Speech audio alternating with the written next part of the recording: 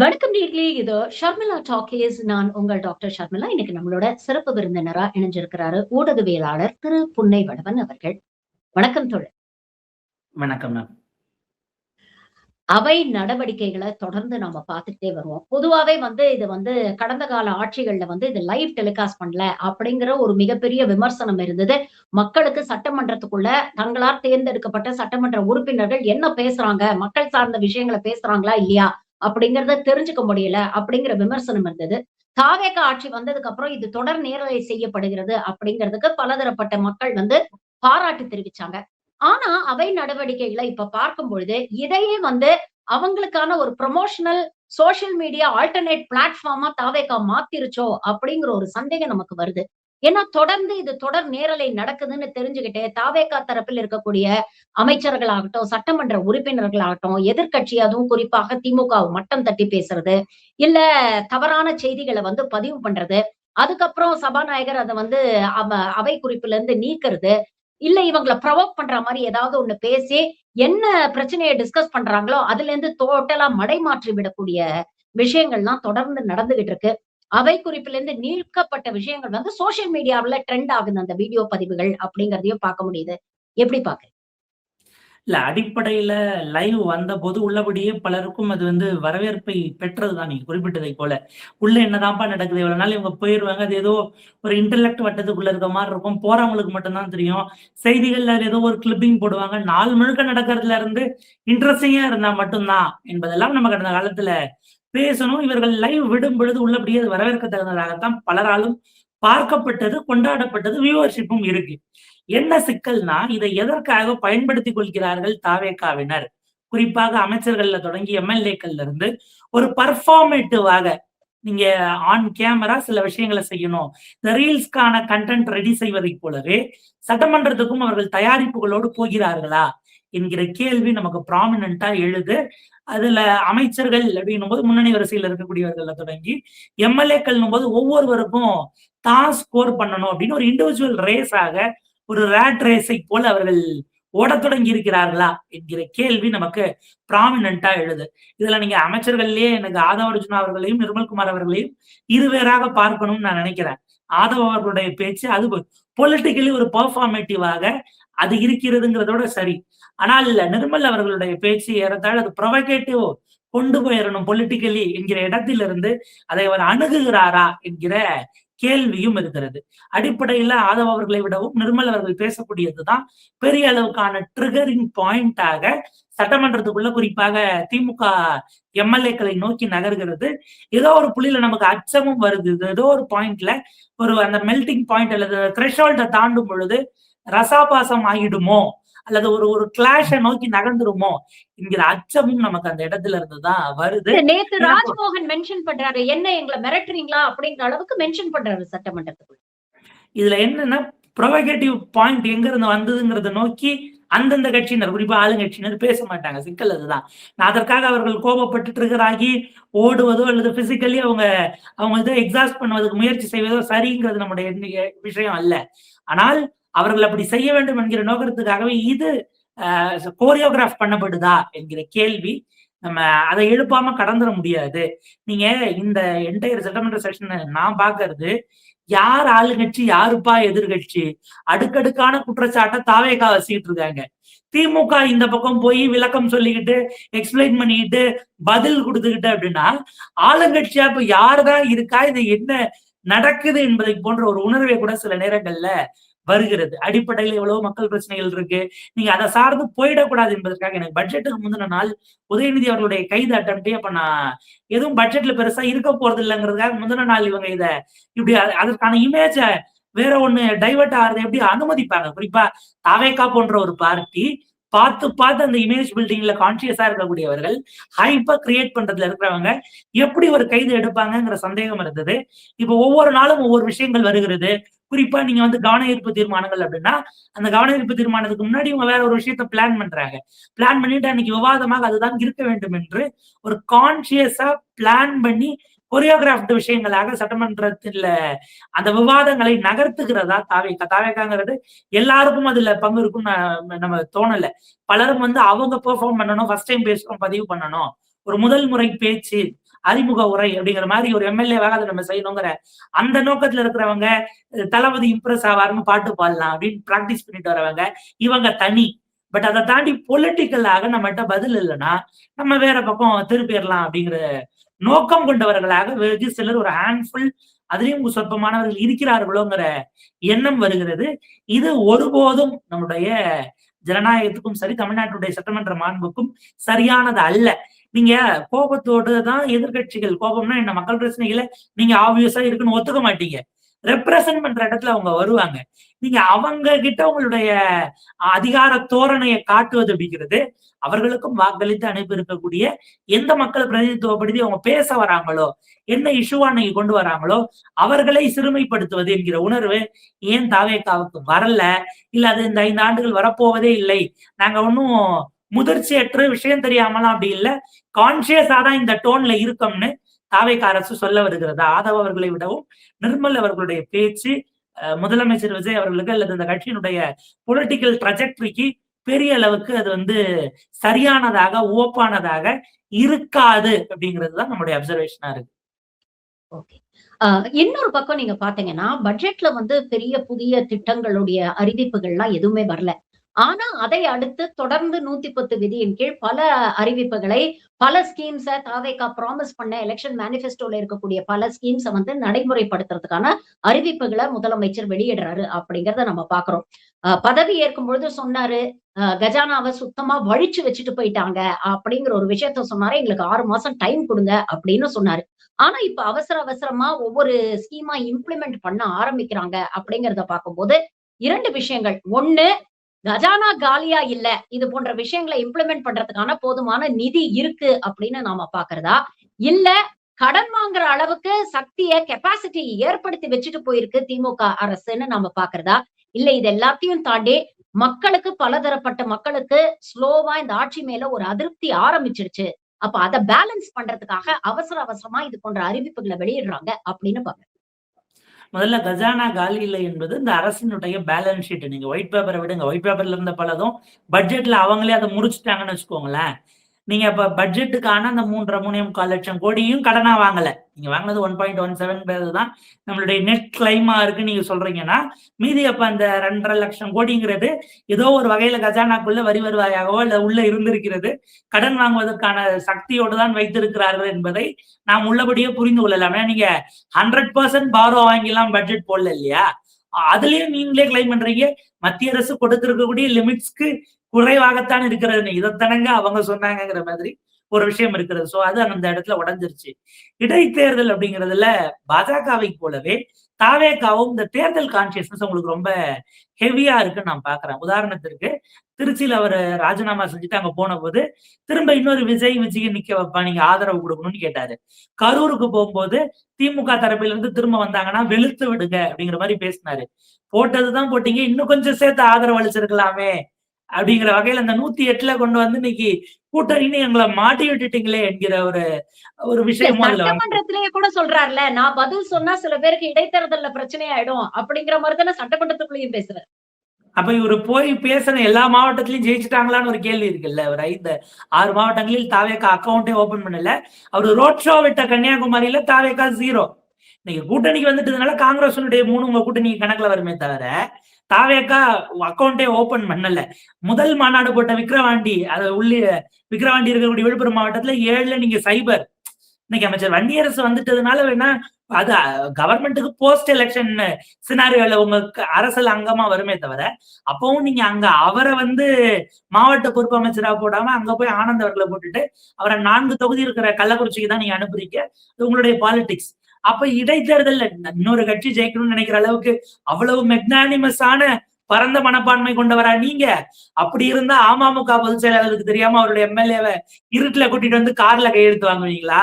இல்ல எடப்பாடி பழனிசாமிக்கு தெரியாம சி வி சண்முகம் உள்ளிட்டவர்களுக்கு போய் சந்திச்சுட்டு ஓட்டு போட சொல்லுவீங்களா? இப்ப 6 பேர் ராஜினாமா பண்ணிட்டு வந்தா உள்ள சேர்ப்பீங்களாங்கிறதெல்லாம் இருக்கு. எனவே அது அவ்வளவு தயாபர தாராள எண்ணம் மனசு அப்படிங்கறதெல்லாம் சரியானதல்ல. அந்த நேரத்துல அது கொஞ்சம் நல்லா பஞ்ச் நல்லா இருந்திருக்கும் என்பதற்காக அது பேசப்பட்டதுதான். அப்ப இந்த இடைத்தேர்தல் அப்படிங்கிறீங்க, மோடி பீகார் எலெக்ஷன் முடியுது, ரிசல்ட் அன்றைக்கு மாலை அந்த வெற்றி விழால பேசுறாரு. கங்கை பீகார் வழியாக போய் மேற்கு வங்கத்தில் பாய்கிறது. அடுத்த இலக்கு மேற்கு வங்கம்னு ஜெயிச்ச அடுத்த எலக்ஷனுக்கான டார்கெட்ட அன்னைக்கு சாயங்காலமே அவர் பிக்ஸ் பண்ணாரு. அப்ப அந்த மாதிரி இவரு இண்டிபெண்டன்ஸ் டேல என்ன பேசுறாரு? நம்ம ஆட்சிக்கு எதிராக சில சதிகளும் சக்திகளும் இருக்கிறது. அதை நாம முறியடிச்சு நீங்க தொடர்ந்து எனக்கு ஆதரவு அளிக்கணும்னா இடைத்தேர்தலில் வாக்கு செலுத்துங்கள், உள்ளாட்சி தேர்தலில் போடுங்கள், அதுக்கு அடுத்து மக்களவை எது வந்தாலும் போடுங்கிறதானே அதுக்கான டோனு. சோ அதுக்கு கான்சியஸாவும் ஒரு பக்கம் ஓடுது. இன்னொன்னு, இவர் சொல்லி இருப்பது எல்லாமே ஏன் பாதி பாதியா அறிவிக்கிறார்ங்கிற கேள்வி நமக்கு இன்னமும் இருக்கிறது. நம்ம ஒரு 3 உதாரணங்கள் எடுப்போம் இவங்க அறிவிச்சிருக்கிறதுலயே. முதல்ல அவர் பதவி ஏற்றதும் அன்றைக்கு அல்லது அந்த இதுல சொன்னார் இல்லையா, அந்த 200 யூனிட் மின்சாரம் அப்படின்னு. நீங்க உங்களுடைய தேர்தல் வாக்குறுதி இதை எடுத்தீங்கன்னா மேனிபெஸ்டோல ஒவ்வொரு மாதமும் அனைத்து வீடுகளுக்கும் 200 யூனிட் இலவச மின்சாரம்னு. முதல்ல நீங்க ஒவ்வொரு மாசங்கிறதையும் வைக்கல, அப்ப 2 மாசமா வைக்கிறீங்க.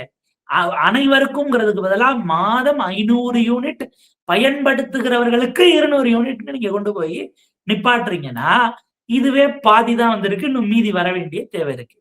விவசாயிகளுடைய கடன் நீங்க அறிவிச்சது 5 ஏக்கருக்கு குறைவாக வைத்திருக்கிறவர்களுக்கு முழுமையான கடன் தள்ளுபடின்னு சொன்னீங்க. இப்ப என்னன்னா 3 விதமா அதே இதுக்கு ஜீவோ போட்டுட்டீங்க. முதல்ல ஒரு அறிவிப்பு, அதுக்கு அடுத்து அதாவது மாதம் 1, ஜூன்ல 1, ஜூலைல 1, ஆகஸ்ட்ல 1ன்னு அதை திருத்தி அறிவிக்கிறீங்க. ஆனா நீங்க இந்த இதுல தில்லுமுள்ளு படத்துல மீசை இருந்தா இந்திரன் இல்லைன்னா சந்திரன்ங்கிற மாதிரி மீசை வச்சு மீசை இல்லாம ஒரு மருவை வச்சுன்னு 3 ஜீவோ போட்டீங்க. இந்த 3மே நீங்க கொடுத்த ப்ராமிஸ் ஆனா கிடையாது. அதுல அப்பவும் இன்னமும் அதை எதிர்த்து நீங்க இந்த சிஜேபி அல்லது லெப்டோட மாணவர்கள் போகிறார்களான்னு பார்க்க சொல்லி எல்லாம் ஒரு சர்க்குலர் வந்தது இல்ல, அதுல கூடுதலா கீழே அது லா அண்ட் ஆர்டருக்கான அந்த மினிட் சீஃப் செக்ரட்டரி மீட்டிங்ல வேற 2 விஷயங்களும் இருந்திருக்கும். அது ரொம்ப முக்கியமானது. விவசாய கடன் தள்ளுபடிக்காக போராடுகிற விவசாயிகள் அதன் மூலமாக எதுவும் சட்ட ஒழுங்கு இது வந்துடாம அந்த ப்ரொடெஸ்டுக்கு முதலமைச்சர் அறிவிச்சிருக்க பணத்தை சீக்கிரம் டிஸ்பர்ஸ் பண்ணி அவங்களை கலைக்கிறதுக்கான வேலைகளை பார்க்க வேண்டும் என்கிற மாதிரியான ஒரு டைரக்ஷன் தலைமைச் செயலாளரிடமிருந்து இந்த மினிட்ஸ்ல இருந்து போனதாக அந்த டாக்குமெண்ட் புதுவெளியில இருக்கு. இப்ப விவசாயிகள் போராட்டமா வந்து உட்கார்ந்துட்டாங்கன்னா நாளைக்கு சட்ட ஒழுங்கு பிரச்சனையும் கூட வருவதற்கு வாய்ப்பு இருக்கு. அது கவனமா கையாளணுங்கிற அளவுக்கு நீங்க கான்சியஸா இருக்கிறீங்க. அப்ப சொன்ன மாதிரி அறிவிச்சுட்டு போங்களான்னா அதுவும் பாதியில இருக்கு. 3வது, அதாவது தமிழ்நாடு முழுக்க பெண்களுக்கு இலவச பேருந்து அப்படின்னா இலவச பயணம். இப்ப வெற்றி பயணம், முன்னாடி விடியல், இப்ப அது வெற்றியா மாறி இருக்கு. அது இப்ப எல்லா மாவட்டங்களுக்கும் எல்லா பஸ்க்குங்கிறதா தான் இருந்தது. இப்ப மாவட்டங்களுக்கு இடையிலனா சாதாரண கட்டணம்னு ஒரு பாதி வந்திருக்கு. இதை விட ப்ராமினன்டானது சிலிண்டர். இப்ப அன்னபூரணி சூப்பர் 3னாவது வைங்க, அப்புறமா 3+3ன்னு அடுத்த 2 வருஷம் கழிச்சு கூட சேர்த்துக்கலாம். சூப்பர் 6ன்னு பேர் வச்சுட்டு அதுல என்ன சிக்கல்னா அவரு வாய்மொழியா சொல்லும் போது அனைத்து குடும்பத்தினருக்கும், ஏன்னா ஒரு வீடியோ வைரல் ஆயிட்டு இருக்கு, திமுக மாதிரி எல்லாருக்கும்னு சொல்லிட்டு அதுக்கப்புறம் தகுதின்னு சொல்லி ஏமாத்துறது நம்ம பழக்கம் இல்ல அப்படின்னு அவர் பேசிய வீடியோ நம்ம வைரலா தான் இருக்கு. அப்ப அனைத்து குடும்பத்தினருக்கும் ஆண்டுதோறும் 6 சிலிண்டர் வழங்கப்படும்னு பேசியிருக்காரு. பேசுனது நான் சிலிண்டராவே கொடுப்பேன்னு. பட் தேர்தல் அறிக்கையில பார்த்தா அது கணக்கில் வரவு வைக்கப்படும் இருக்கு. நீங்க இப்ப அனைவருக்கும்ங்கிறது தகுதியுடையவருக்கும் மாறிடுச்சு. நீங்க பாத்தீங்கன்னா அமைச்சர்கள் எல்லாம் இது குறித்து கார்ட்ஸ் போடுறாங்க, அல்லது அதை நியூஸா கேரி ஓவர் பண்ற அந்த கார்ட்லாம் அவங்களே டிசைன் பண்ணி போடுறாங்கல்ல. அது எதுலையுமே ஆண்டுக்கு 2.5 லட்சம் வருமானத்திற்கு குறைவாக உள்ள குடும்பத்தினருங்கிற அந்த கண்டிஷன் அப்ளேவ போடவே மாட்டேங்கிறாங்க. ஆண்டுக்கு 3 சிலிண்டர், அடுத்து மீதியை சொல்லுங்க. கேப்டன் விஜயகாந்த் அவர்கள் சொன்ன மாதிரி ஒரு பக்கத்தை தானே காட்டுனீங்க, திருப்பி இன்னொரு பக்கத்தையும் காட்டுங்கிற மாதிரி. அப்ப 20,833 ரூபாய் ஒரு மாதத்திற்கு ஈட்டுகிற குடும்பம், அதற்கும் கீழே இருக்கக்கூடிய அந்த வருமானம் உடைய குடும்பத்தினருக்கு தாங்கிறத நீங்க பதிவு பண்ணல. அனைவருக்கும்ங்கிறது தகுதியுடைய மாறிடுச்சு. 1.3 crores ஆயிடுச்சு, 6, 3 ஆயிடுச்சு. அதை விட முக்கியம் வங்கி கணக்கில் வரவுங்கிற இடத்துக்கு போறீங்க. ஆனா நீங்க சொல்லும் போது மேனிபெஸ்டோ படி பார்த்தா அது கரெக்ட். ஆனா நீங்க வாய்மொழியா சொன்ன வீடியோ ஒண்ணு வைரல் ஆயிட்டு இருக்கே, அட்லீஸ்ட் இந்த வீடியோ ஃபேக்கா இருந்தாதான் நீங்க நேரம் சொல்லிருப்பீங்கல்ல. இல்ல நான் பேசல, இதான் இவர் தான் பாகிஸ்தானுக்கு போனதான்லாம் செய்தி போட்டுக்கிட்டு இருக்காங்க நார்த் மீடியா ரீல்ஸ்ல. ஏஐ வீடியோ DW அதை ஃபேக்ட் செக் பண்ணி போடுற அளவுக்கு ஜெர்மன் மீடியா, அவங்க ஸ்டேட் மீடியா சொல்ற அளவுக்கு நம்மளுடைய ஏஐ ரீல்ஸ் போயிட்டு இருக்கு. இல்ல நான் சொல்லாததை சொன்ன மாதிரி சொல்லிட்டாங்க, நான் பிரச்சாரத்துல பேசவே இல்லைன்னா என்னதான் நீங்க நேரம் நீங்க இப்ப வரைக்கும் மறுக்கலன்னா அது உண்மைதான், பேசினது நீங்க தானே. அப்ப நீங்க பாதியா செஞ்சுட்டு இருக்கிறீங்க. செய்யலைன்னா அது அதிருப்தி ஆகிவிடுமோ என்கிற எண்ணம் உங்களுக்கு வந்திருக்கிறது. அதை நீங்க சென்ஸ் பண்ணிருக்கிறீங்க. அது உங்களுக்கான இன்புட்ஸ் மூலமாகவோ அல்லது மற்ற வகைகள்ல. ஏன்னா இப்ப சட்டமன்றத்துக்குள்ள அமைச்சர்கள் எல்லாம் ஜான் ஆரோக்கியசாமி அவர்களுக்கும் விஷ்ணு ரெட்டி அவர்களுக்கும் நன்றி சொல்லி மானிய கோரிக்கையை தொடங்குகிற அளவுக்கு சட்டமன்றங்கள் இருக்கு அப்படின்னா, பவர் சென்டர் நீங்க ஒரு ஆள் இல்லைங்கிறத நேற்றைக்கு அமைச்சர் மானிய கோரிக்கையில மாண்புமிகு அமைச்சர் கீர்த்தனா அவர்களே பதிவு பண்ணியிருக்காங்கன்னு தான் நம்ம பார்க்க வேண்டியிருக்கு. சோ அதனுடைய நீட்சி நீங்க குறிப்பிட்ட எல்லாமே மிக்ஸ்டா கலந்ததுதான். கஜானா அப்படிலாம் இல்லைங்கிறதெல்லாம் இல்லை. இவ்வளவுக்கும் நிதி இருக்கு. பட் ஓராண்டு 3 ஆண்டு 5 ஆண்டுகள்னு பிரிச்சு நாங்க அதை பிரிச்சு போது அவங்களுடைய ப்ரெராகேட்டிவ்னு வைங்க. ஆனா ஆட்சிக்கு வந்த அடுத்த நிமிஷமேனு மக்கள் யாரும் கேட்கல. ப்ராமிஸ் கொடுத்தது நீங்க தான்.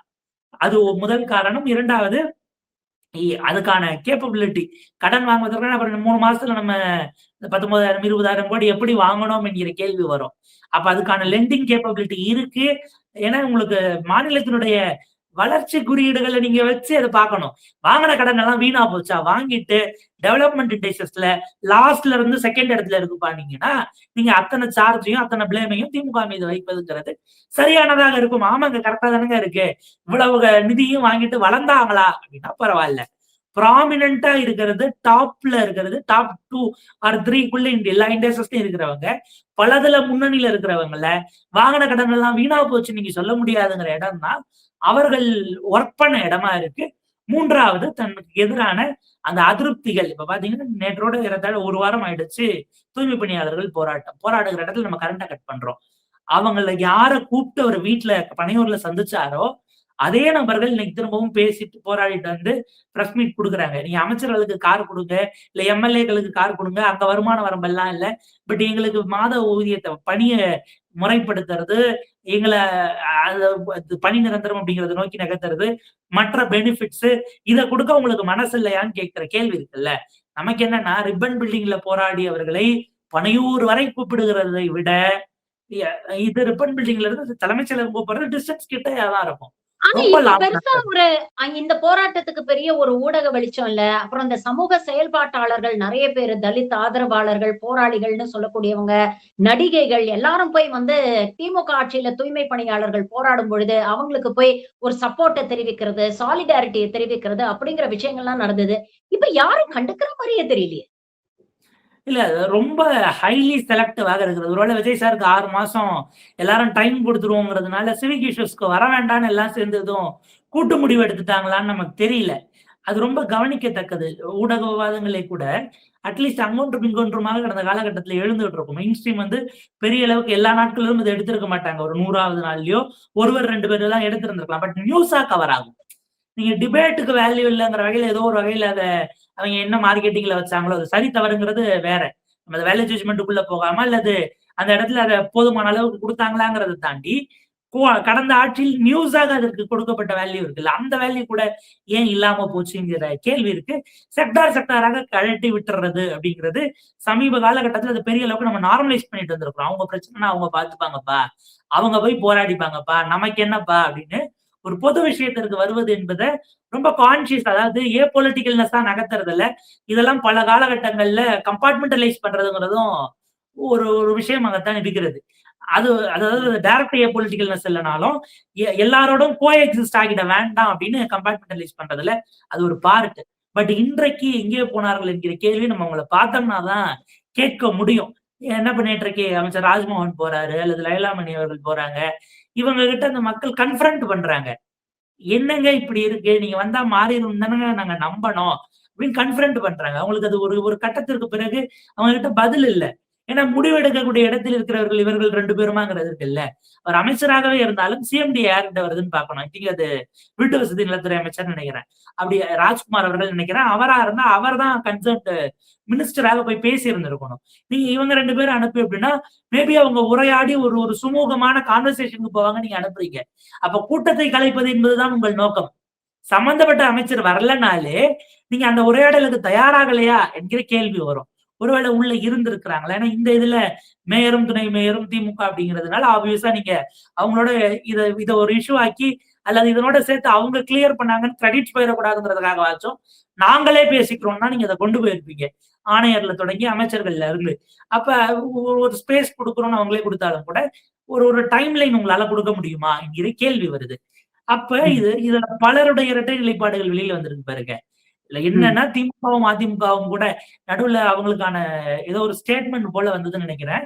திமுக தரப்புல இருந்து. அதுக்கு பிறகு அவங்களே கூட போயிட்டு கூட உட்கார்ந்துட்டு இருக்கலாம். என்ன அவங்க யோசிக்கிறாங்க, 3 மாதங்களுக்கு முன்பாக நம்ம தானே செய்ய முடியாது அப்படிங்கிற இடத்துல இருந்தோன்னு, ஒருவேளை அவங்க ஏதோ அப்படி யோசிச்சுட்டு நிக்கிறாங்களாங்கிறதும் தெரியல. பட் நீங்க அது அரசு நீங்க நீங்க அதுக்கான கிரெடிட்ஸ் எடுக்கணுங்கிறதல்ல. நீங்க போய் அவங்கள பார்த்து அங்க உட்கார்ந்தீங்கன்னா, அரசு அதை டிசால்வ் பண்றதுக்காச்சும் அதுல பாதி பிராமிஸை ஏத்துக்கும். அந்த பிரஷரை பொலிட்டிக்கலா கிரியேட் பண்றது இருக்குல்ல, அதையும் கூட இந்த தரப்பில் இருந்தும் நகர்த்திருக்கலாம். நீங்க ஆளுங்கட்சி இல்ல எதிர்கட்சி தலைவர் போய் அங்க பார்த்துட்டு பேசிட்டு உட்காராருன்னா நியூஸ் கவர் பண்ணாம நகர்ந்துட முடியாதுல்ல. இன்னைக்கு வேண்டான்னு கடக்குறவங்க கூட அட்லீஸ்ட் அவர்களுக்காக பேசுறாங்களோ இல்லையோ, இல்ல திமுக அதுல நாடகம் போடுறாங்கன்னு பேசுறதுக்காகவாச்சும் இன்றைக்கு மௌனமாக அல்லது இப்படி ஒண்ணு நடக்காத மாதிரியே கடந்து போகிற இன்டெலெக்சுவல்ஸ்க்கு அட்லீஸ்ட் அவங்க இப்படி ஒரு பிரச்சனை இருக்குன்னு அக்னாலேஜ் பண்ற இடத்துக்கு வரும்ல. அவங்கள ஒருத்தவங்கள ஒரு மாற்று கருத்து வைக்கிறாங்க, இல்ல உங்களை வந்து குறி வைத்து உங்கள் மீது ஒரு விமர்சனத்தை வைக்கிறாங்க அப்படின்னா, நீங்க சில வேலைகளை செஞ்சா அவங்களா எக்ஸ்போஸ் ஆயிப்பாங்க. எக்ஸ்போஸ் பண்ண நம்ம எதுவும் செய்ய வேண்டாம். அப்ப கடந்த காலத்துல உண்மையிலேயே அவர்கள் மீதான அக்கறையில இருந்து அந்த ஸ்டேட்மெண்ட் வந்ததா, அல்லது திமுகவின் மீதான வெறுப்பு என்கிற பொலிட்டிக்கல் கால்குலேஷன் வந்து அந்த ஸ்டேட்மெண்ட்ஸை இன்டெலெக்சுவல்ஸ் வச்சாங்களாங்கிறத அவங்க தான் தெளிவுபடுத்தணும். தேர்தலுக்கு முன்னால விஜய் ரொம்ப ஆக்ரோஷமா, ரொம்ப ஆவேசமா எல்லாம் பேசினாரு அப்படிங்கறத பார்த்தோம். ஆனா தேர்தலுக்கு அப்புறம் முதலமைச்சர் ஆனதுக்கு அப்புறம் ரொம்ப டோன் டவுன் ஆயிட்டாரு, ரொம்ப குவைட் ஆயிட்டாரு. தேவைப்பட்டா மட்டும்தான் பேசுறாரு. இன்ஃபேக்ட் சட்டமன்றத்திலயும் சரி, சட்டமன்றத்துக்கு வெளியிலயும் சரி, எல்லா விஷயங்களையும் நீங்க பாத்தீங்கன்னா, ஆதவ அர்ஜுனா இப்ப மையப்படுத்தப்படுகிறாரோ அப்படிங்கிற ஒரு விஷயமும் இருக்கு. விஜயை நோக்கி வரக்கூடிய கேள்விகள், விமர்சனங்கள் எல்லாத்தையுமே ஆதவ அர்ஜுனா ஒரு கேடயமா நின்னு வாங்கிக்கிறாரு. பிரச்சனைகளை வந்து டிஃப்ளெக்ட் பண்றாங்க. விஜய் கிட்ட இருந்து டிஃப்ளெக்ட் பண்றாங்க அப்படிங்கிற ஒரு விமர்சனமும் வருது. சமீபத்துல அமித்ஷா வந்து இந்த தென்மண்டல சிஎம் மீட்டிங்ல வந்து சந்திச்சாரு. அவங்களுக்குள்ள இருக்கக்கூடிய அந்த கெமராட்ரியும் ஒரு மிகப்பெரிய ஒரு விமர்சனத்துக்குள்ளாச்சு அப்படிங்கிறத பாக்குறோம். எப்படி எடுத்துக்கிறது? சிஎம் வந்து ப்ரொடெக்ட் பண்ணும் அப்படின்னு முயற்சி பண்றாங்களா? இல்ல சிஎம் வந்து எவ்வளவுக்கு எவ்வளவு வெளியில மக்களிடம் அவரு ஈஸிலி அன்அவைலபிளா இருக்காரோ அதுதான் அவருக்கான கிரேஸ்ன்னு அவங்க இன்னமும் அந்த ஸ்ட்ராட்டஜிக் ஸ்பேஸ்லயே தான் இருக்கிறாங்க. பிரச்சனையே அதுதான். நீங்க ஆடியோ லான்ச்ல மட்டும்தான் தளபதியை பார்க்க முடியும்னு ஒரு எரா இருந்தது இல்லையா? இப்ப அந்த இதுல வந்து அவர் பேசுறதுங்கிறத நீங்க அவருடைய பர்ஃபார்மேட்டிவா எடுத்துட்டு போயிருந்தா 5 ஆண்டுகள் படத்துல நடிக்காத குறையை சட்டமன்றத்தில் வைத்தே தீர்த்து கொள்ளலாம் என்கிற கணக்கு இருக்கிறதோங்கிறது ஒரு சைடு. நீங்க டெய்லி ஒரு படம் வருஷ கணக்குல ஓடுதுன்னா அந்த ஊர்ல இருக்கிறவங்க ஏதோ ஃபங்க்ஷனுக்கு வந்தது இல்ல இந்த 2 வாரம் தான் போய் பார்ப்பாங்க. ரெகுலரா ஓடுனா எப்ப வேணாலும் பாத்துக்கலாங்கிற ஒரு மோடுக்கு போயிருவாங்க. அப்படி ஒரு கன்சியூமபிள் கமாடிட்டி போல ஒரு மார்க்கெட்டிங் ஸ்ட்ராட்டஜி ஒரு தலைவருக்கு வைக்கிறார்களோ என்கிற ஒரு பார்வை விமர்சனம் எனக்கு இருக்கிறது. இல்ல நீங்க குறிப்பிட்டது முதலமைச்சர் தேவையான இடத்துல பேசுறாரு. அவர் தேவையான இடத்துலயும் பேசலங்கிறது தான் அவர் மீதான சார்ஜே. அவர் வகிக்கக்கூடிய 2 துறைக்கு வேற 2 அமைச்சர்கள் சட்டமன்றத்துல மானிய கோரிக்கை கேள்வி பதில் உரைகள் எடுத்திருக்கிறாங்க. நகராட்சி மற்றும் நகராட்சி நிர்வாகம், குடிநீர் வழங்கல் முதலமைச்சருடைய துறை. அமைச்சர் ராஜ்மோகன் பேசுகிறார். சிறப்பு திட்ட செயலாக்கம் முதலமைச்சர் கிட்ட இருக்கு. அதுல பாத்தீங்கன்னா அமைச்சர் ரமேஷ் அவர்கள் பேசுறாங்க. இது போக கிராமப்புற வறுமை ஒழிப்பு அந்த இது வந்து அமைச்சர் ஆனந்த் பேச இருக்கிறார். இளைஞர் நலன் அப்படிங்கிறது அமைச்சர் ஆதவ அர்ஜுனா அதை பார்த்துட்டு இருக்காரு. அதெல்லாம் முதலமைச்சர் கட்டுப்பாட்டுல இருக்கு. உள்துறைக்காச்சும் அவர் பேசுவாரா அல்லது அது என்னங்கிறத நம்ம உள்துறை வர அன்னைக்குதான் பார்க்க முடியும். ஃப்ரைடே மார்னிங் வருதுன்னு நினைக்கிறேன் உள்துறை. சோ அப்ப அதுக்காச்சும் அவர் பேசுவாரா காவல்துறைனா? அப்ப காவல் மரணங்கள்ல இருந்து சிறை மரணங்களுக்கு பொறுப்பெடுப்பீங்களா என்கிற கேள்வி வரும்னா அவர் அதையும் பைபாஸ் பண்ணி விட்டு இல்லைன்னா யாருக்காவது பாஸ் கொடுத்து நீ பாத்துக்க அப்படின்னு விட போறாராங்கிற கேள்வியே பெரிய கேள்வியாக இருக்கிறது. சோ முதலமைச்சர் அங்க வராரு அப்படின்னா அவருடைய வெறும் மியர் அட்டெண்டன்ஸ் ஆர் பிரசன்ஸ் அப்படிங்கிறதுக்காகவா என்டையர் லைவ் நடக்குது. பின்னாடி இருந்து ஒரு எம்எல்ஏ கேட்கிறாரு, அவர் சிரிக்கிறத பார்க்க முடியல, சைட்ல ஒரு ஸ்கிரீன் வைங்க. நீங்க அதை என்னவா பயன்படுத்துறீங்க இருக்குல்ல, அவரு அந்த கியூட் ஸ்மைல் எங்களால பார்க்க முடியலன்னு சைட்ல ஸ்கிரீன் வச்சு, ஏன்னா முன்னாடி உட்கார்ந்து இருக்காருல்ல, பின்னாடி தானே எம்எல்ஏக்கள் இருப்பாங்க. ஃபேஸ் ரியாக்ஷன்ஸ் தெரியல. எவ்வளவு பெரிய தலையாய பிரச்சனை இருக்குது சட்டமன்றத்துல வைக்க வேண்டிய அளவுக்கு. அதுக்கு நீங்க லீவை போட்டு வீட்டுல இருந்து டிவில இதுல சட்டமன்றத்துக்கு உள்ள போகாமலே உங்க கேபின்ல உட்காந்து மொபைல்ல பாத்தீங்கன்னா அதுல இன்னொரு சிக்கல் என்னன்னா எல்லாத்துக்கும் ஒரு ஃபேஸ் ரியாக்ஷன்ஸ் காட்டுறது இல்ல. அவர் ஐடியலா உட்கார்ந்து இருக்காரு, அதுவே டெம்ப்ளேட் ஆகுது, மீம் டெம்ப்ளேட் ஆகுதுங்கிறதுக்காக கான்சியஸாகவே இவர்கள் பாத்தீங்கன்னா பல நேரங்கள்ல அவர் சைடு அந்த கேமராவை திருப்ப மாட்டேங்கிறாங்க. அவர் ஏதாச்சும் ரியாக்ட் பண்றாரு இல்ல திரும்பி வணக்கம் வைக்கிறாருன்னா மட்டும்தான் ஃபோக்கஸ் போகுது. சோ அதுல அவங்க இன்னும் கான்சியஸா இருக்கிறாங்க. அந்த இமேஜ் கான்சியஸா எப்படி மெயின்டைன் பண்றது, மேனேஜ் பண்றதுங்கிறதுல அது ஒரு சைடு இருக்கு. அமித்ஷாவுடனான அந்த ஒரு இணக்கத்தை குறித்து பேசினீர்கள். ராகுல் காந்தி பதவியேற்புக்கு வந்த போதும் ஒரு பாயாசத்தை கொண்டு போய் அவரு தூக்குல கொடுத்திருக்கலாம். பட் ஸ்டில் அன்றைக்கு அவங்களுக்கு இருந்த பதற்றம் அந்த ஒரு 5 நாள் 6 நாள் இருட்டுல யார் யாரையோ புடிச்சு கையெழுத்து வாங்கி எக்கச்சக்கமான வேலைகள் இருந்ததுனால ஒருவேளை அவங்க கொஞ்சம் இதுல இருந்திருக்கலாம். அதுக்கப்புறம் வந்தபோது சந்திப்பே கூட நிகழாமல் போய்விட்டது. அமித்ஷாவுடனான அந்த இணக்கம் அப்படிங்கிறது அது வெறும் அரசு ரீதியிலாக தெரியவில்லை. அதை தாண்டியதாகத்தான் நம்ம மதிப்பிட வேண்டிய தேவை இருக்கும். ஏன்னா அமித்ஷா மனம் போடக்கூடாது என்பதற்காக சட்டமன்றத்துல போட்ட ஃப்ரீஸ் டீலிமிட்டேஷன்ங்கிற வார்த்தை 2 வார்த்தை அதை கூட நம்ம சொல்லலைன்னா அடிப்படையில அதை தயார் செய்தது தலைமை செயலாளராக இருக்கலாம் அல்லது அவருக்கான ஸ்பெஷல் செக்ரட்டரிஸா இருக்கலாம்.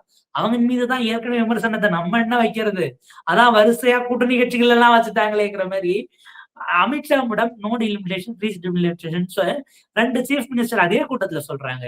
ஒருவர் கேரளாவினுடைய வி டி சதீசன், இன்னொருவர் கர்நாடகாவினுடைய டி கே சிவகுமார். அவங்க 2 பேரையும் ஒன்னும் தேசத்துறை வழக்குல எல்லாம் உள்ள எடுத்து போடுறல. அப்படி கேட்பது ஒன்றும் சட்டவிரோதமும் கிடையாது. மனம் கோணினால் நேரடியாக பாஜக நம்ம எதிரியாக பார்த்து விட்டால் அவர்களுக்கு நம்ம ட்ரிகர் பண்ணிட்டோம்னா அவங்களுடைய கோபத்தை நம்ம தூக்கி சுமக்கணுமான்னு சேஃப் கேம் என்பதை தாண்டி பாஜகவை எதற்கு எதிர்க்க வேண்டும் என்கிற ஒரு டோனு அல்லது ஒரு அரசியல் பெர்ஸ்பெக்டிவ் அவர்களுக்கு இருக்கிறதா? ஏன்னா அமைச்சர் நிர்மல்குமார் அவர்கள் தான் சிஜேபி ப்ரொடெஸ்ட் நடக்கும்போது கேட்டாரு, தர்மேந்திர பிரதான் பதவி விலகினால் எல்லாம் சரியாகி விடுமான்னு கேட்டாரு இல்லையா? அந்த டோன்ங்கிறது பாஜக காரங்க கூட அதை கேட்கல. இன்னும் சொல்ல போனால் அப்படி ஒரு டிஃபென்ஸ என்டிஏ கூட்டணி கட்சிகள்ல கூட யாரும் கேட்கல. அவங்க எல்லாமே சைலண்டா இருந்த காலகட்டத்துல தாவேகாவுடைய அந்த ஸ்டேட்மெண்ட் இருக்குல்ல, நீங்க அதுக்கு பிறகு சீஃப் செக்ரட்டரி சிஜேபி கூட்டத்துல பள்ளி மாணவர்கள் கலந்து கொள்ளக்கூடாது, அதையும் நீங்க கண்காணிக்கணுங்கிற இடத்துக்கு ஸ்கூல் எஜுகேஷன், ஹையர் எஜுகேஷன், உள்துறை, போலீஸ் அப்படின்னு நீங்க போறீங்க. அப்ப இது 3 ஒருங்கிணைப்புனா பள்ளி மாணவர்கள் எதுவும் போராட்டம்னு வெளியில வந்துடக்கூடாதுங்கிற அளவுக்கு அவர்களை சர்வைலன்ஸ்ல வைக்கிற அளவுக்கு தான் இருக்கு. அவங்க விரும்பி வீட்டுல எல்லாம் கேட்டு மாமாக்கு ஓட்டு போடுங்கன்னு கேட்ட விஜய் மாமா அவர்களுடைய ஆட்சியில நீங்க ஸ்கூல் அண்ட் காலேஜ் ஸ்டூடெண்ட்ஸை இளைஞர்களை சர்வைலன்ஸ்ல வச்சு பார்த்துக்கணும், எந்த சூழலிலும் போய்விடக்கூடாது அப்படின்னா நீங்கள் போராட்டங்களை எதிர்க்கிறீர்களா அல்ல இளைஞர்கள் மாணவர்கள் பொலிட்டிசைஸ் ஆகிறத கேள்வி எழுப்புவது, பொலிட்டிசைஸ் கூட வேண்டாம், கேள்வி எழுப்புகிற இடத்திற்கு வந்துவிடக் கூடாது என ரொம்ப கவனமாக அந்த காய்கள் நகர்த்தப்படுகிறதா? உங்களுடைய அச்சம் நாளைக்கு இன்னைக்கு அவங்க மத்தவங்களை கேள்வி கேட்கிற மாதிரி நாளைக்கு நம்மளை நோக்கியும் திரும்பலாம் என்கிற அச்சத்தில் இருந்து வருதாங்கிற கேள்வி இருக்கு. அந்த இடத்துலதான் பாஜகவும் டிவிக்கும் ஒரு புள்ளியில குவிகிறது. நீங்க அங்க கேள்வி எழுப்புனீங்கன்னா இந்தியாவுக்கு எதிராக, மோடிஜியை கேட்டீங்கன்னா இந்தியாவுக்கு எதிராக நீங்க பேசுறீங்க. இங்க எதிர்ப்புனா தமிழ்நாட்டு மக்களுக்கு எதிராக நீங்க பேசுறீங்க. விஜய் தான் தமிழ்நாடு, தமிழ்நாடு தான் விஜய்னு அவரே தேர்தல் பிரச்சாரத்துல இதுக்கு முன்னாடி பேசியிருக்கிறார். இப்படி பல பேட்டர்ன்ஸ் ஒத்து போகுது. அவரு 13 வருஷமா செய்தியாளர்கள் சந்திக்கல. நம்ம சார் கட்சி ஆரம்பிச்சதுல இருந்தே சந்திக்கல. அதுக்கு முன்னாடி அவர் சந்திச்சாராங்கிறது நமக்கு தெரியல. அப்ப அந்த ஒற்றுமைகள் பாருங்க. கடந்த காலத்துல இவரு அண்ணா ஹசாரேவை பாஜக நம்ம ஆள் தான் உள்ளுக்குள்ள நினைச்ச மாதிரி பண்ணாங்க. இவர் நேர்ல போய் பார்த்துட்டு வந்தாரு. நீங்க பாஜகவை தவைக்க எதிர்க்காததுல ஒரு முக்கியமான காரணம், பாஜக இந்துத்துவா பேசுறாங்கன்னா நீங்க எந்த புள்ளியில இந்துத்துவா தவறுனாச்சும் கிளைம் பண்ணுங்க. அதுக்கு மாற்றா நீங்க ஒரு சித்தாந்தம் கிளைம் பண்ண வேண்டாம். திராவிடமோ தமிழ் தேசியமோ அல்லது அம்பேத்கரியமோ இல்ல மார்க்சிசமோ நீங்க எதுவுமே பேரெல்லாம் வச்சு கிளைம் பண்ண வேண்டாம். அது தப்புனாச்சும் உங்களால அக்னாலேஜ் பண்ண முடியுதா? நீங்க அடிப்படையில ஒரு அட்மினிஸ்ட்ரேட்டிவ் ரிஃபார்ம், நிர்வாக சீர்திருத்தம், ஊழல் ஒழிப்பு, தூய்மையான கவர்னன்ஸ் என்பது அட்மினிஸ்ட்ரேட்டிவ் ரிஃபார்ம். அது ஒரு ஐடியாலஜிக்கல் பேக்கிங் கிடையாது, ஒரு ஐடியாலஜிக்கல் பேஸ் கிடையாது. நீங்க ஐடியாலஜில இயங்கக்கூடிய ஒரு அமைப்பு, அது இந்துத்துவாவா இல்ல எந்த ஃபண்டமெண்டலிசம் ஆகட்டும் அல்லது கேபிட்டலிசமோ வாட் எவர், இல்ல ஒரு மிக்ஸ்டா வச்சு ப்ரோ கார்பரேட்டுக்கு பெரிய அளவுக்கு போகிறது என்னவா இருந்தாலும் சரி, அது ஒரு ஒரு ஒரு ஒரு தியரியை வச்சிருக்குது. அந்த தியரிக்கு மேல அவங்க கவர்மெண்டினுடைய மிஷினரியை பயன்படுத்தி ஒரு விஷயத்தை டார்கெட் பண்ணி கட்டமைக்கிறாங்க. இதை எதிர்ப்பதற்கு நாங்க லஞ்சம் வாங்க மாட்டேன், ஊழல் செய்ய மாட்டேன்றது வரவேற்கத்தக்கது. எல்லாரும் மேண்டேட்டா செய்ய வேண்டியது, அது வேற. உங்களால செய்ய முடியுமா? அமைச்சர்கள் மீது இப்பதான் குற்றச்சாட்டுகள் வர தொடங்கி இருக்குன்னா அது வேற சப்ஜெக்ட். பட் இதற்கு எதிராக இதுங்கிறது அதற்கான தத்துவார்த்த மாற்று கிடையாது. உங்களுக்கு ஐடியாலஜில பொசிஷனிங் இல்லாததுனாலதான் பாஜகவை நம்ம ஏன் எதிர்க்கணுங்கிற இடத்துக்கு போறீங்க. எல்லாரும் சொல்றாங்க இணக்கமாக அப்படி ஆட்சி நடத்த வேண்டாமா 2 அரசுங்கிறாங்க. என்னமோ அவரு சிஎம் ஆகிறதுக்கு முன்னாடி நீங்க அரசு கிடையாது இல்ல, பாஜக எத்தனை முறை பேசுனீங்க, பதில் சொல்லுங்களேன். அப்ப நீங்க கட்சி ஆரம்பிச்சதுல இருந்து 4 மாசத்துல எலெக்ஷன் வந்துச்சு, அங்கேயே நின்று மோடி ஜெயிக்க கூடாது, பிரதமர் ஆகக்கூடாதுன்னு கேம்பெயின் பண்ணி நீங்க கேண்டிடேட் போட்டிருந்தா என்ன இருக்க போகுது? எனவே அது முழுக்க முழுக்க அவங்களுக்கு நம்ம இந்த ஸ்டேட்டுக்குள்ள இருக்கிற வரைக்கும் நம்மள பாஜக டிஸ்டர்ப் பண்ணக்கூடாது. நம்ம அடுத்தது இந்திய பிரதமரா, அமெரிக்க ஜனாதிபதியா, அது அந்த சமயத்துல அங்கதான் வந்து ஒரு கேள்வி வருது. என்னன்னா, இப்ப வந்து இவங்களுடைய இந்த ஸ்ட்ராட்டஜிய வந்து கூட்டணி கட்சிகளும் உணர்ந்துட்டாங்களோ? ஏன்னா கூட்டணி கட்சிகளுக்குள்ளேயே ஒரு நெருடல், ஒரு சலசலப்ப நம்மளால பார்க்க முடியுது. ராகுல் காந்தி காங்கிரஸ் வந்து நாங்க தான் முதல்ல வந்து உங்களுக்கு சப்போர்ட் குடுத்தோம் அப்படின்னு சொல்றாங்க. ஆனா அங்கேயே வந்து ராகுல் காந்திய பின்னுக்கு தள்ளிட்டு, விஜய வந்து பிஎம் கேண்டிடேட்டா ப்ரமோட் பண்றது வந்து மாணிக்கம் டாகூர், கார்த்திக் சிதம்பரம் போன்றவர்களுக்கு எரிச்சலை ஏற்படுத்தியிருக்கு. அவங்க ரியாக்ட் பண்ண ஆரம்பிக்கிறாங்க. கம்யூனிஸ்ட் தொடர்ந்து நாங்க வேணுமா, அதிகாரிகள் வேணுமா அப்படின்னு பே. சண்முகம் வந்து கேட்கிறாரு. இன்னைக்கு விலைவாசியை எதிர்த்து, இன்னைக்கு அரசை எதிர்த்து வந்து போராட்டம் பண்ண போறாங்க அப்படின்னு அவங்க அறிவிக்கிறாங்க. இன்னொரு பக்கம் வன்னியரசு பாத்தீங்கன்னா, திமுக என்ன பெருசா வந்து தலித்துகளுக்கு செஞ்சிருச்சு அப்படின்னு சட்டமன்றத்துல ஒரு கேள்வி எழுப்புறாரு. அவரே வந்து திமுக என்னெல்லாம் செஞ்சிருக்கு அப்படிங்கிறத பல மேடைகள்ல வந்து பேசியிருக்கிறாரு அப்படிங்கிறத பாக்குறோம். நேத்து முஸ்தபா வந்து அவை குறிப்பில இருந்து நீக்கப்பட்டதுனால நம்ம அதை இங்க மென்ஷன் பண்ண வேண்டாம். ஆனா திமுக வந்து மிகவும் தரக்குறைவாக இஸ்லாமியர்களை விமர்சித்தது அப்படிங்கிற ஒரு கருத்தை பதிவு பண்றாரு. அது அவை குறிப்பில இருந்து நீக்கப்பட்டாலும் அதை வந்து இன்னைக்கு ட்ரெண்ட் பண்றாங்க. இதெல்லாம் நடந்துகிட்டு இருக்கு. சோ கூட்டணி கட்சிகளுக்கே தாவேக்கா மேல ஒரு சின்ன ஒரு அவநம்பிக்கை, இல்ல ஒரு சின்ன ஒரு நெருடல் இருக்குன்னு நினைக்கலாம். சின்னதானால ரொம்ப பெருசாவே இருக்குன்னு தான் நான் அதை மதிப்பிடுறேன். செங்கோட்டையன் அதையும் மென்ஷன் பண்ண மறந்துட்டேன். செங்கோட்டையன் நேத்துக்கு வந்து பேசியிருக்கிறாரு. அதிமுக வந்து மதிமுக மாறி ஆயிடும் கொஞ்ச நாள்ல. தலைவர்கள் மட்டும் தான் இருப்பாங்க, தொண்டர்கள் இருக்க மாட்டாங்கன்னு சொன்னதுக்கு துரை வைகோ இன்னைக்கு ரியாக்ட் பண்ணியிருக்காரு. இல்ல அது ரியாக்ஷன்லாம் இல்ல, ஏதோ டங் ஸ்லிப்ல பேசியிருப்பாருங்கிறதாகத்தான் அவர் அதை கடந்து போக தான் ட்ரை பண்றாரு. இப்ப கேள்வி எங்க இருந்து வரும்னா, இவர்கள் அத்தனை பேரும் ஒன்றை உணர்ந்திருக்கிறார்கள். தனிப்பட்ட முறையில் தனிப்பெரும்பான்மை என்பது தாவேகாவுக்கு வந்தால் நாம் எப்போது வேண்டுமானாலும் கழட்டி விடப்படலாம் என்பது அனைத்து கூட்டணி கட்சிகளுக்கும் இப்போ மொமெண்ட் ஆஃப் ரியலைசேஷனாக வந்து சேர்ந்திருக்கிறது. நீங்க ராகுல் காந்தி அவர்கள் இந்த பக்கம் ப்ரொஜெக்ட் பண்றது கூட அதை சீரியஸா எடுத்துக்க வேண்டாம்னு மாணிக்கம் தாகூர் அதை இன்னும் ஒருபடி மேல போய் நான் வந்து இறங்கினா கூட தான் விருதுநகர்ல எங்களுடைய தொண்டர்கள் வருங்கால பிரதமர் அண்ணன் மாணிக்கம் தாகூர் வாழ்க அப்படிங்கிறாங்க. அதனால அது அப்படியே அவர் அதை வந்து ரொம்ப இலகுவாக்க ட்ரை பண்றாரு. ஆனா ஒரு அமைச்சர் சொன்ன பிறகு இப்ப அது சீரியஸா அங்க வரிசையா அதை எல்லாரும் அடுத்தடுத்து சொல்லலைன்னா நம்ம லாயல்ட்டியை சந்தேகப்பட்டுருவாங்களோ. ஏன்னா அதை அடுத்தடுத்து கன்சிஸ்டன்டா அந்த காப்பி கேட் மாதிரி அவங்க வரிசையை செய்ய ஆரம்பிக்கிறாங்க. இப்ப இது என்னவாகும்னா அடுத்தடுத்து அந்த யுஃபோரியா கிரியேட் ஆகி பாகிஸ்தான் போனாங்கிற வரைக்கும் ரீல்ஸ் வந்துருச்சுன்னு வச்சுக்கோங்களேன். பாகிஸ்தான் நேரா போய் இறங்கி பிரதமரை சந்திச்சு இந்தியா பாகிஸ்தான் இனிமே சண்டை போடக்கூடாதுன்னு அவர் பேசிட்டாருன்னு அது ஹிந்தியில பிச்சுட்டு போகுது. அதை நம்புறாங்களா இல்ல அது பாகிஸ்தான் இப்ப பாகிஸ்தானோட நல்லுறவை அவர் பேணுகிறாருன்னா பிஜேபி அதை கையில எடுத்துருவாங்க. அவங்க ஒரு பக்கமா சேர்த்து அடிக்கிறதுக்கு என்ன சொல்லி ஓரங்கட்டலான்னு தேடிக்கிட்டு இருக்காங்க. ஃபேக் ரீல்ஸ் இவருக்கும் ஏற்கனவே ஏதாவது கேள்வி கேட்டாலே பசுமாடு பாகிஸ்தான் பக்கத்து நாடு நீ அங்க ஓடுங்கிற ரேஞ்சுக்கு தான் அவங்க பேசிக்கிட்டு இருப்பாங்க. பாகிஸ்தான் கைக்கூலி சீனா கைக்கூலின்னு ரொம்ப பெருசா சொல்ல மாட்டாங்க. அவங்களுக்கு பாகிஸ்தான் ஆப்கானிஸ்தானோடவும் தாலிபான்ஸோட இவங்க ஒரு மாதிரி க்ளோஸ் ஆயிட்டதுனால ராஜதந்திர ரீதியில டிப்ளமேட்டிக்கா க்ளோஸ் ஆயிட்டதுனால அதையும் விமர்சிக்க மாட்டாங்கன்னு வச்சுக்கோங்களேன். அங்க நடக்கிற பெண்களுக்கு எதிரான கொடுமையில அதெல்லாம் அங்க வாய் திறக்க மாட்டாங்க. பட் இப்ப சேர்த்து வரும்போது ஒரே கல்லன்னு அவங்க பாக்குறாங்க. காங்கிரஸ் பயப்படுறது என்னன்னா இவர் ஏற்கனவே இந்தியா கூட்டணிக்குள்ள வாங்க எம்பி இல்லைனாலும் பரவாயில்லன்னு கூட்டம் வேண்டான்ட்டாரு. 29 கிட்ட பாத்துக்கலான்னு இருக்காரு, வருவாரான்னு தெரியல. ஆனா 100 நாள் கூட ஆகல, திரும்ப திரும்ப திரும்ப இவர் பிஎம்னு கொண்டு போறாங்க. நமக்கு ஓட்டு இருக்கிற ஊர்ல எல்லாம் அதை பரப்பி ராகுலோடவும் விஜய் தான் பெட்டரான சாய்ஸ் எல்லாம் பரப்புறாங்கன்னா இது ஆர்கெஸ்ட்ரேட்டடா திட்டமிட்டு ஒரு பேட்டர்ன்ல, ஏன்னா வார் ரூம்லாம் அவங்களும் நடத்தியிருக்காங்கல்ல. பிஜேபி அளவுக்கு அதுல எக்யூப்டா இல்லைனாலும் பேட்டர்ன் இயங்கியல் டூல் கிட் இதெல்லாம் காங்கிரஸால சென்ஸ் பண்ண முடியும், சென்ஸ் பண்ணியிருக்கிறாங்க. அதுல ஒரு செக்ஷனுக்கு என்ன சந்தேகம் இருக்குன்னா 2029 ஒரு அணியை விஜய் உள்ளடக்கி சிஜேபியோடோ அல்லது சிஜேபி இல்லாமலோ அமைப்பதற்கு ஆன்டி மோடி ஓட்ஸை பிரிக்கிறதுக்கு எதுவும் திட்டம் இருக்கிறதா, அல்லது நீங்க எதிர் கடைசியில இங்க போறாருனாலும் ராகுல்ல டம்மி ஆக்குறதுக்கான ஒரு பேட்டர்ன் ஒரு பிரச்சாரம் நடக்கிறதா, ப்ரொபகேண்டா ஒரு நரேட்டிவ் செட் பண்ணப்படுதாங்கிற எண்ணமும் அச்சமும் பயமும் வந்திருக்கிறது.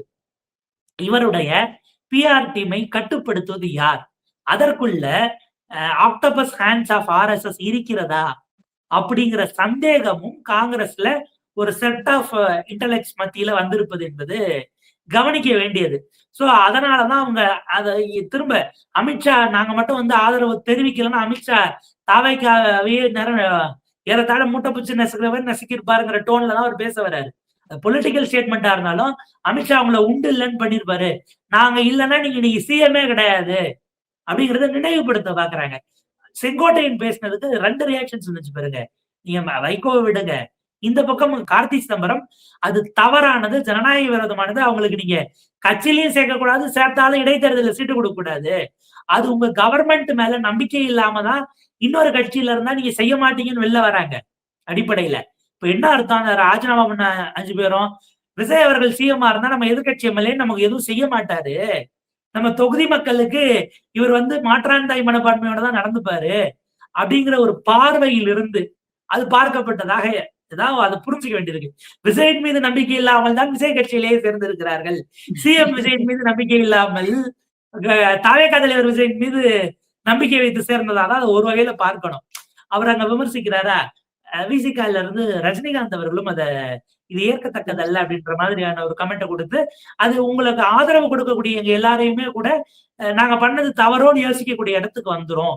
கூட்டணியில ஒரு இன்டெகிரிட்டியோட நாங்க வந்தோம்ல, பாஜக வந்து விடக்கூடாது, ஆளுநர் இருந்தா என்னென்னலாம் பிஜேபி ஆளக்கூட மாநிலத்தை கூட சிஜேபி யார் யாருன்னு கணக்கெடுங்க, சிபிஐ சிபிஎம் ஆட்களுடைய லிஸ்ட் எடுத்து நைட்டோட நைட்டா எனக்கு அனுப்புங்கன்னு தான் போடல. நீங்க போடுறீங்கன்னா இதுக்கு பிஜேபி இருந்திருந்தாலே இப்படித்தானே இருந்திருக்குங்கிற ஒரு அயற்சி, அதாவது கூட்டணி கட்சியில் எல்லாமே இன்றைக்கு இருகூறாக பிளந்திருக்கிறது. கட்சிகளுக்குள்ள தாவேகா ஆதரவு, தாவேகா எதிர்ப்பு. தாவேகா எதிர்ப்பு என்பதை தாவேகாவை கேள்வி கேட்கிற இடத்துல கேளுங்க என எல்லா கூட்டணி கட்சிகளையும் 2ஆக பிளந்து வைத்திருக்கிறார் முதலமைச்சர் விஜய். இப்ப நாளைக்கு இதுல அவங்க சொல்லக்கூடியது, அது எந்த கட்சியாக இருந்தாலும் காங்கிரஸ் தொடங்கி விசிகால இருந்து இல்ல ஐயுஎம்எல் வாய் திறக்காம இருக்காங்கன்னு வச்சுக்கோங்க. இதுல ஒரு விஷயம் இருக்கு, நீங்க அடுத்து 25 பேர் ராஜினாமா பண்ணுவாரு செங்கோட்டையன் சொன்ன மாதிரி பண்ணிட்டா டோட்டல் ஸ்ட்ரென்த் அப்படிங்கிறது 202 ஆயிரும். என்ன 6 பேர் இல்ல 202 ஆச்சுன்னா 102 தான் உங்களுக்கான மெஜாரிட்டி. 107 ஆல்ரெடி தாவேகாவுக்கு இருக்கு. சோ நம்ம யாருடைய நிலையும் வேண்டாம் என்கிறது ஜனநாயக ரீதியிலாக அது தவறு என்பது ஒரு பாயிண்டா இருந்தாலும், நம்மளுடைய இம்பார்ட்டன்ஸ் என்பது இந்த கவர்மெண்டின் மீது நமக்கு இருக்கிற ஹோல்டு இது மொத்தமும் காலி ஆயிடும் என்கிற ஒரு பொலிட்டிக்கல் ஆங்கிளும் அதற்குள் இருக்கிறது. அதனோடு சேர்த்துதான் என்ன சிக்கல்னா, நீங்க அமைச்சர்களாக இருக்கிறீர்கள், ரியல் உண்மையான அதிகாரம் என்பது முடிவெடுக்கக்கூடிய இடம் என்பது உங்ககிட்ட வெஸ்ட் ஆகி இருக்கிறதா, உங்களுக்கு அது வந்து பகிர்ந்தளிக்கப்பட்டு நீங்க உங்க டெசிஷனுக்கான ஃபைனல் கால நீங்க தான் மேக் பண்றீங்களா என்பதுதான் உண்மையான அதிகாரமாக இருக்கும். நாம்கியாவா எங்ககிட்ட 8 பேர் அமைச்சர்களாக இருந்தார்கள் அப்படிங்கிறத தாண்டி முக்கியமான துறைகள் அப்கோர்ஸ் வரவேற்கத்தக்கது. அதுல பாலிசி டெசிஷன்ஸ் தொடங்கி கவர்னன்ஸ்ல இருந்து எந்த தலையீடும் இல்லாமல் இண்டிபெண்டாக அவர்கள் செயல்பட்டு எக்ஸிக்யூட் பண்றாங்களா, இல்ல பழி வந்தா மட்டும் அவர்கள் பலிகடா ஆக்கப்படுகிறார்களா அப்படிங்கிறதுதான் இவங்களுடைய உண்மையான முகம் என்ன, உண்மையான அதிகார பகிர்வு என்ன, உள்ளபடியே அவர்கள் பேசிய சமூக நீதி என்னங்கிறதெல்லாம் நமக்கு தெள்ள தெளிவா வெளிப்படுத்தும். கூட்டணி கட்சிகள் யாருமே இன்றைய தேதிக்கு பெரிய அளவுக்கு எல்லாம் அதிருப்தி இல்லைங்க, ரொம்ப சந்தோஷமா இருக்கும் அப்படின்னு சொல்லக்கூடிய இடத்துல உள்ளுக்குள்ள இல்ல. அவங்களால இதை ப்ரெடிக்ட் பண்ண முடியாத ஒரு கேரக்டராகவே விஜய் இன்னமும் தொடர்கிறார். பல்வேறு விஷயங்களை இன்னைக்கு எங்களோட பகிர்ந்துக்கிட்டீங்க. உங்க நேரத்துக்கும் கருத்துக்களுக்கும் மிக்க நன்றி தோழி. Thank you very much for joining.